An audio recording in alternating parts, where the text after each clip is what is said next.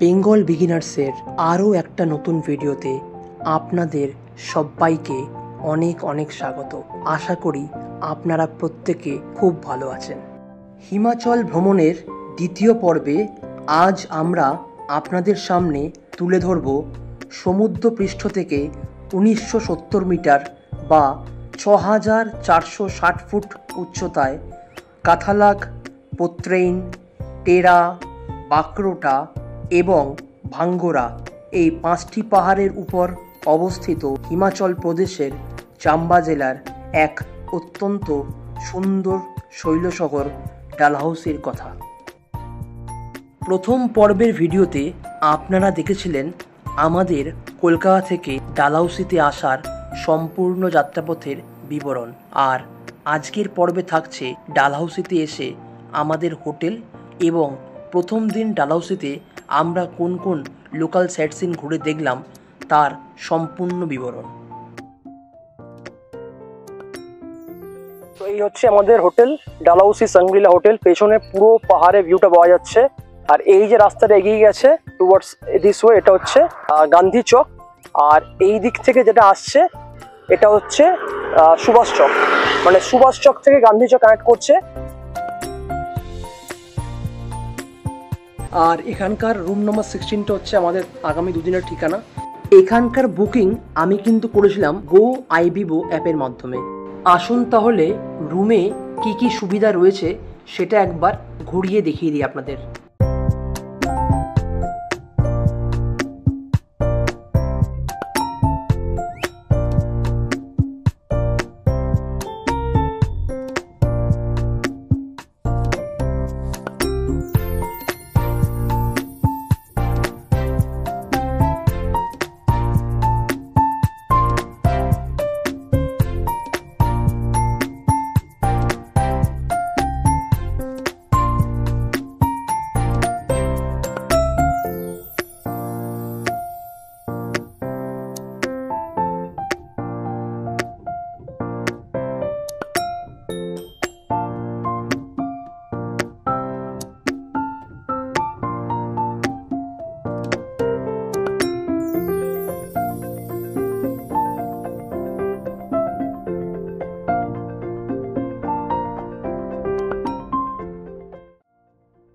ডালহাউসিতে প্রথম দিনের লাঞ্চে আমরা হোটেল সাংগ্রিলা থেকেই আমরা অর্ডার করেছি।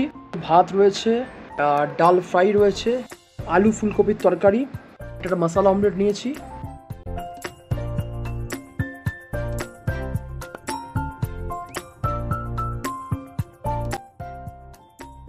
ভাতের দাম হচ্ছে 120, ডাল ফ্রাই হচ্ছে 140, আলু গোবিও 140, আর অমলেট হচ্ছে 90 রুপিস মশলা অমলেট।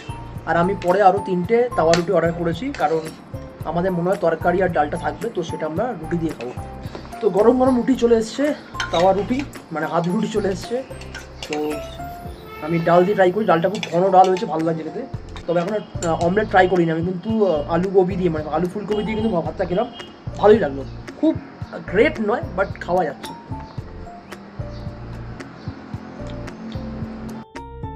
লাঞ্চ কমপ্লিট করে আমরা বেরিয়ে পড়েছি আজকে ডালহাউসির লোকাল কিছু সাইট সিন ঘুরে দেখার জন্য। আর সবার প্রথমে আমরা যাচ্ছি গান্ধী চকে। গান্ধী চক আমাদের এই যেখানে দাঁড়িয়ে আছি এই হোটেলের সামনে, এখান থেকে মাত্র 450 মিটার। ডালহাউসিতে আমরা থাকবো 2 দিন, আজ থাকবো এবং আগামীকাল থাকবো। পরশু দিন আর্লি মর্নিং আমরা চেক আউট করে চলে যাব ধর্মশালা। এবার ডালহাউসিতে দেখার কি কি আছে সেটা একটু বলে দিই। আমরা যেটা প্ল্যান করেছি সেটা হচ্ছে যে ডালহাউসির উইদিন 3 to 4 কিলোমিটার রেডিয়াসের মধ্যে যেগুলো আছে, যেমন পাঞ্চপুলা ফলস, গান্ধী চক, সুভাষ চক, দুটো খুব পুরনো চার্চ আছে। এই যে স্পটগুলো যেগুলো ম্যাক্সিমামটাই পায়ে হেঁটে হবে, শুধু পাঞ্চপুলা ফলসটা একটু দূর আছে, আর সুভাষ বাউলি যেটা 1 কিলোমিটার ফ্রম গান্ধী চক, আর Panchpula falls 3 kilometre from Gandhi Chowk বলছে। তো যেটা আমাদেরকে একটা ক্যাব বুক করে করতে হবে। চলে এসেছি গান্ধী চকে। এই হলো গান্ধীজির মূর্তি, আর এখানে আর হচ্ছে হোটেল ডালহাউসি, ক্যাফে ডালহাউসি, আর একটা রাস্তা চলে গেছে মেল রোডের দিকে, ওই যেটা হচ্ছে আপনার গরম সড়ক। লোকাল সাইট সিনে আমাদের প্রথম গন্তব্য ছিল সেন্ট জনস চার্চ। এই চার্চটি ডালহাউসির সবচেয়ে পুরাতন চার্চ, যেটি স্থাপিত হয়েছিল 1863 সালে। হিমালয়ের ধৌলাধর পর্বতশ্রেণীর পশ্চিম প্রান্তে অবস্থিত ডালহাউসি শহরের যাত্রা শুরু হয়েছিল 1854 সালে। ব্রিটিশ সেনাবাহিনী ও আধিকারিকদের গ্রীষ্মকালীন অবসর যাপনের জন্য এই শহর গড়ে তোলা হয়েছিল। স্কটিশ এবং ভিক্টোরিয়ান স্থাপত্যের বাংলো ও গির্জা এই শহরের অন্যতম দ্রষ্টব্য।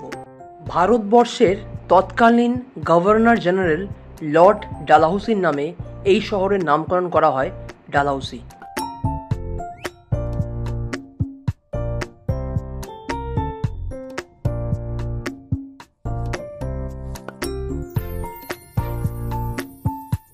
ডালহাউসি গান্ধী চক ট্যাক্সি ইউনিয়ন, এখানে সব ধরনের গাড়ি পাওয়া যায়। তো আপনারা চাইলে লোকাল সাইটসিং বুক করতে পারেন।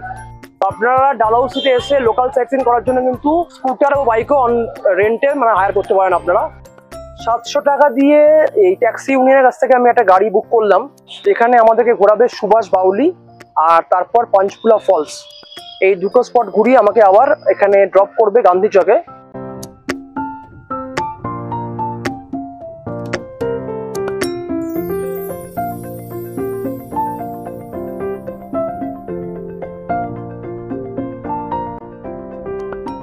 সো আমরা চলে এসেছি সুভাষ বাউলিতে, আর এবার আপনার সাথে শেয়ার করব সুভাষ বাউলির ইতিহাস।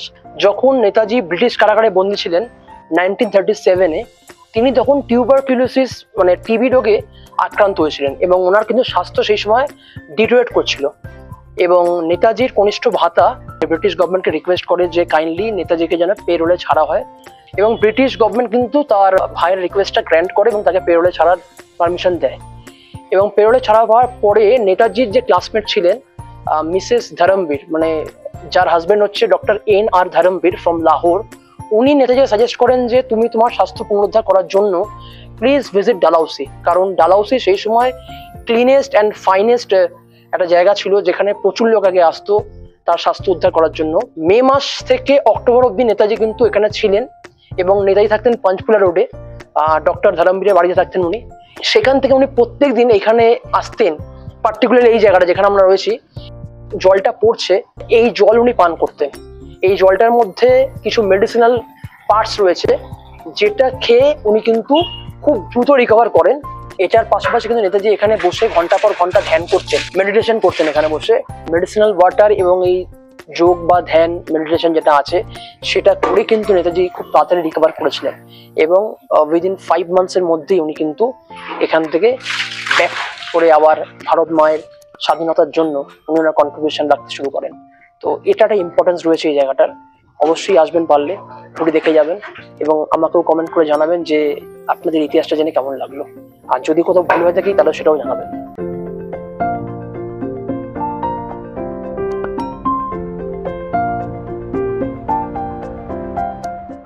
আমরা এখন চলে এসেছি পাঞ্চকুলা ওয়াটারফলস পয়েন্টে। আমার পেছনে হচ্ছে পাঞ্চকুলা ওয়াটারফলস আর আমার সামনে রয়েছে গ্রেট প্যাট্রিয়ট সর্দার অজিত সিংজির আবক্ষ মূর্তি। সর্দার অজিত সিংজি ছিলেন আরেকজন ফ্রিডম ফাইটার, ভগৎ সিংজির নিজের আপন চাচা বা কাকা, আমরা বাংলা যেটা বলি। 1947-এ ভারত স্বাধীন হওয়ার পরের দিন কিন্তু সর্দার অজিত সিংজি এই স্থানে দেহত্যাগ করেন। ওনার স্মৃতি রক্ষার উদ্দেশ্যে ওখানে ওনার একটা আবক্ষ মূর্তি করে রাখা রয়েছে।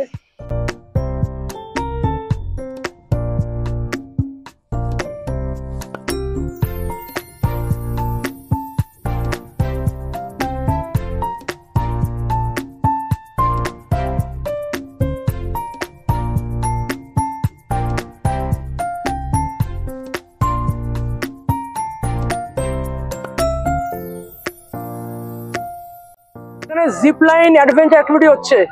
ও ফ্যান্টাস্টিক, দারুণ দারুণ।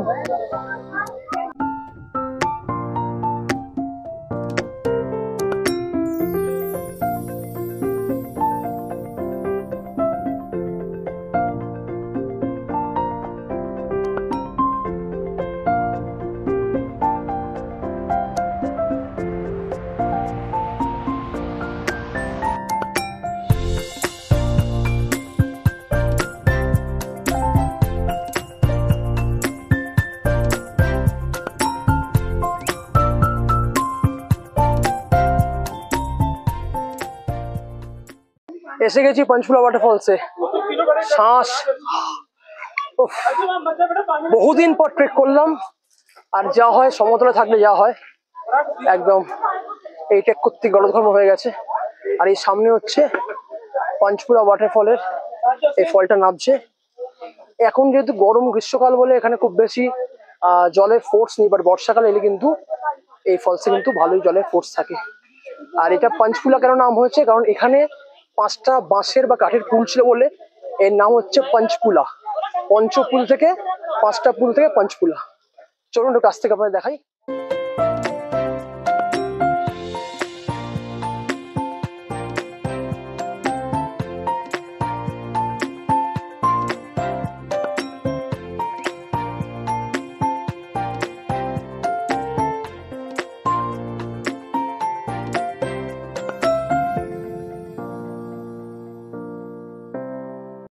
আগামীকালের প্ল্যানে খাজিয়ার আছে, কালাটপ ওয়াইল্ড লাইফ স্যাংচুয়ারি আছে, আর আছে ডাইনকুন ট্রেক।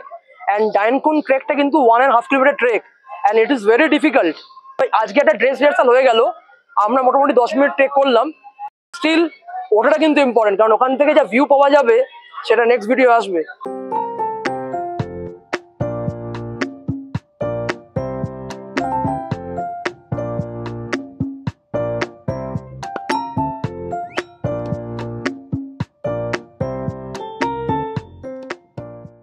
ভাইয়াজি গাড়িতে আমরা ঘুরছি।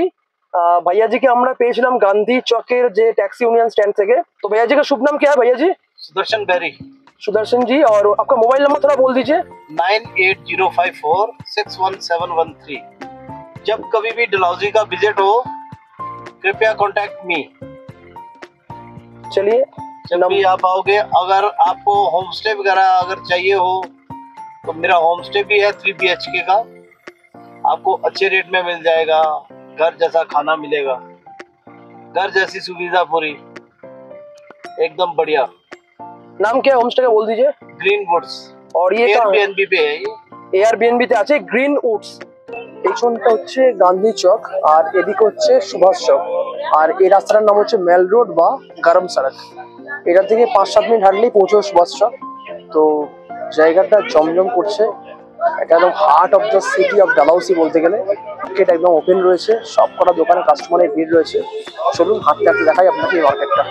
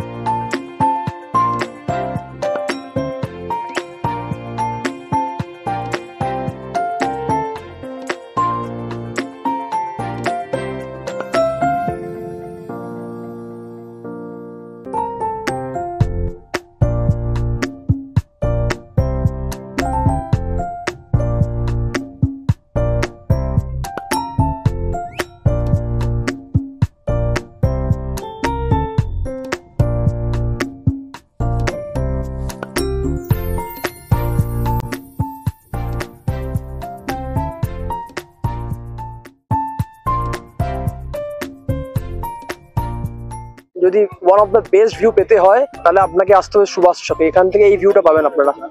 অস্তমিত সূর্য তার আলোর ছটায় ওসির পাহাড়ের দারুণ লাগছে।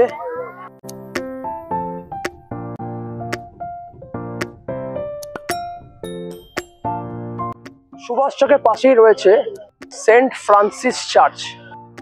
চলুন ঘুরিয়ে আনি সেন্ট ফ্রান্সিস চার্চ থেকে।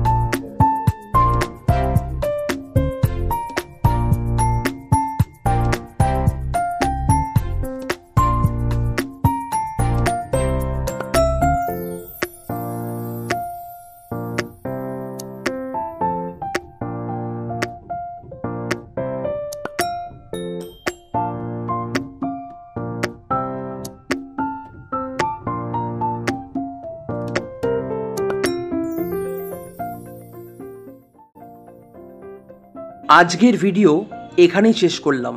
আজকের পর্ব আপনাদের কেমন লাগলো তা কিন্তু অবশ্যই কমেন্ট করে জানাবেন। আর যদি ভিডিওটা ভালো লেগে থাকে তাহলে প্লিজ একটা লাইক, ভিডিওটা শেয়ার এবং আমাদের চ্যানেল বেঙ্গল বিগিনার্সকে সাবস্ক্রাইব করতে কিন্তু একদম ভুলবেন না। সন্ধে 7:40 বাজে, এখনো ডালহাউসির আকাশ কিন্তু পুরোপুরি অন্ধকারে ছায়নি, সন্ধে নামছে বলা যায়। আর এই আলোতেই ভিডিও হচ্ছে, দারুণ লাগছে, প্রচুর লোকের সমাগম এখানে। অবশ্যই সুভাষ চক আসবেন। আর এই বিকেলে কিন্তু প্রচুর টুরিস্ট, প্রচুর লোকের ভিড় পাবেন। দারুণ ব্যাপার লাগবে, দারুণ। ডালহাউসি কিন্তু আমাদের আজকে লোকাল পার্কটা ঘুরলাম, কাল কিন্তু আরো ভালো কিছু আসতে চলেছে। তো যারা ভিডিও দেখছেন, কালকের পর্বে কিন্তু ডালহাউসির 3টে মেজর স্পট ঘোরাবো, আপনাদেরকে দেখাবো। and that will be an exciting one। কালকে কিন্তু যাবো সুইজারল্যান্ড।